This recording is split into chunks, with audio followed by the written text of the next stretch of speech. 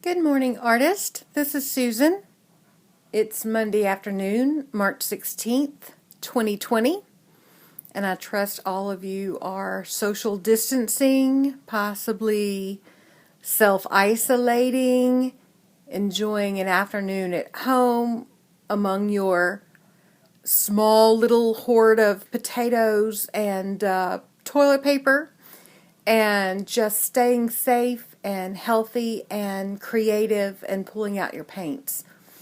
Many of my students were very disappointed they weren't able to come to class last week, so I thought I would bring class to you and try to repaint what we painted over the course of the last 2 weeks, and you can follow it step by step.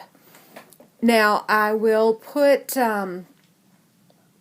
the reference photos on our private Creative Spirits Facebook page. If anybody else ventures into this video and needs that, they just need to email me at susan@susanejones.com and let me know they want the reference photos, and I'll be happy to share those with you. There is the full photo of the Monet painting that we're going to be painting from. And then there is a 2/3 photo as well, and that's the one that I'm going to use today. Both of these I have laid a grid on top of the photo using an app called Grid Maker. And then I have also created the notan of both of these photos using iPixie, which is a website that is free to use. So if you want to join me, you want to put out your paints. And I have put out the regular 5 we always use. That would be your primary colors in red, yellow, and blue, plus black and white.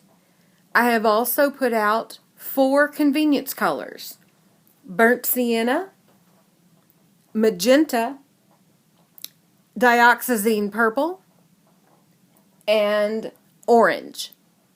And I believe I actually have Windsor violet instead of the dioxazine purple because that just happens to be the tube that I grabbed. They're identical colors. I really can't tell a difference in them.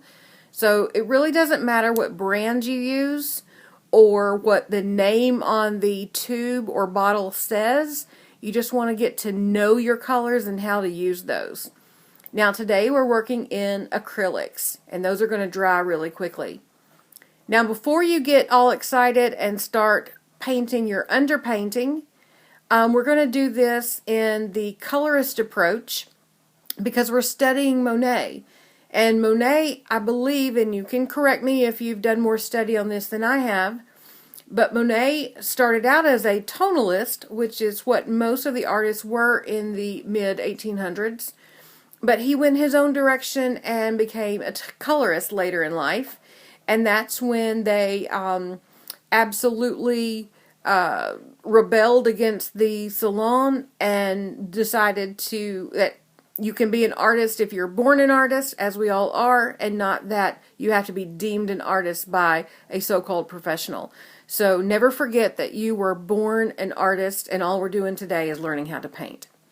So what you're going to see right now on the screen is the paintings that I did earlier this week. I've also got 2 brushes in my hand. I didn't put on any makeup. I don't want to get in front of the camera, so just forgive me if I'm kind of awkward here. This is a Rosemary and Company Ivory Egbert number 2, and you can see how long that brush is. So it's basically a filbert. See how it's kind of flat but then rounded at the top? So it's basically a filbert, but just with extra long bristles. And then this is a Rosemary and Company Ivory Egbert number 6. So it's just a little bit bigger. So I'll probably use these 2. Plus, I like this brush. This one is a number 4 flat Royal and Langnickel. I'm not even sure where I got this, but probably at Jerry's Artorama. So just get a variety of brushes out, and did I mention that's a size 4? So we've got varying sizes in flats and filberts, and we're ready to go. Except I don't have any water, I don't believe. Yes, I do. what do you know, clean water at the ready. And paper towels, obviously. So we'll put this aside, but that's our goal, is to get there. And we're going to start with our blank canvas. And using my really small Egbert, I'm going to get a little bit of burnt sienna on that brush. And I'm going to do the 1/3, 1/3, 1/3, 1/3 grid. And I'm just barely putting that in there. Oh, and I should have silenced my phone.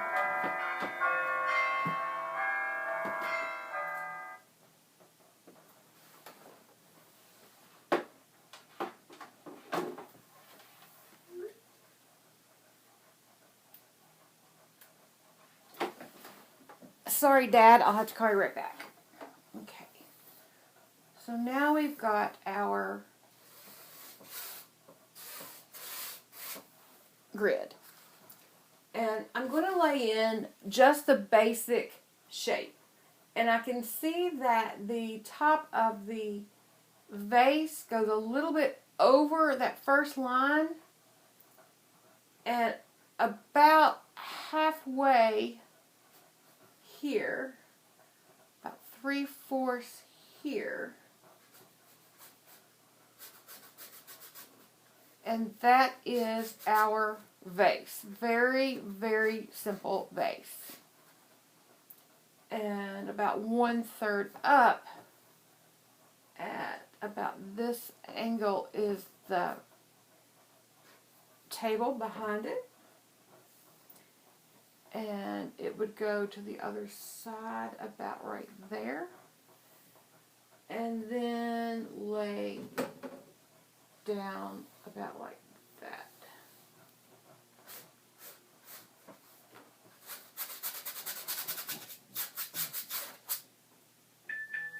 And that almost looks a little too steep.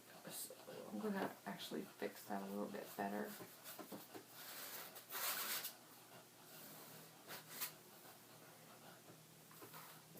That first leaf is right there. And it's pretty dark, so we're going to put that right in. And as you can hear my little puppy, I had to take him to the vet this morning. First thing, we were there before they were even open at 7:30. He is not well. So if you hear him snorting, that's what's going on. He's in here with me. And then I'm just going to try to lay in where those sunflowers are. So this one's about right here. And this one goes right over the line.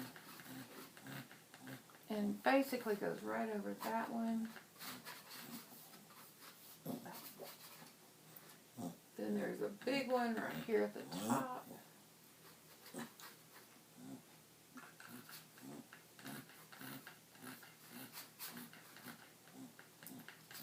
This is going off the page. These are going off the canvas.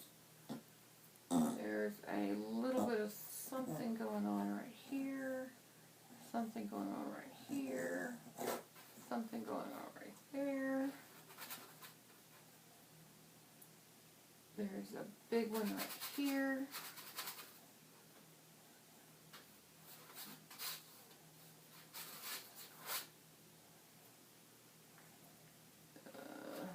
Right here. And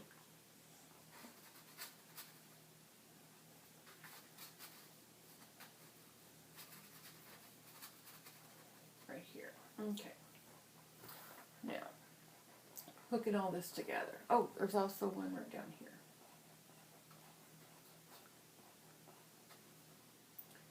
And then there's leaves. This is all leaves. Leaves, leaves, leaves. There's a leaf that comes down here.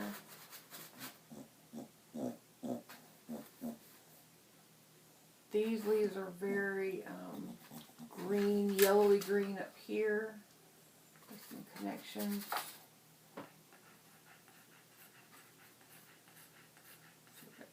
yellowy green leaves, yellowy green leaves, yellowy green leaves. And then these get a lot darker, and then they get even darker over here. Okay.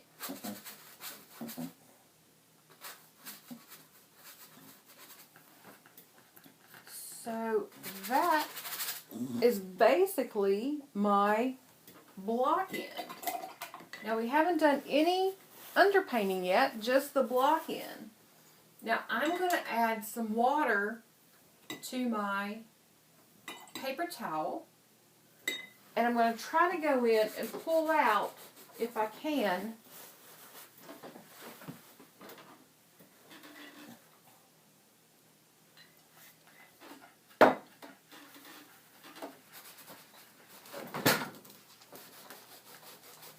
some of this grid. And the paint that I used does not want to let go. So we may have to just live with the grid and paint over it. If you want to use a pencil, you're welcome to do that for the grid. I don't ever recommend it just because you'll want to get real tight and we want to keep it very, very, very loose. But if you have a piece of charcoal, or if you have some watercolor, or if you have something that'll come off easier, you may be happier with your results. So I'm going to let you take a look at this.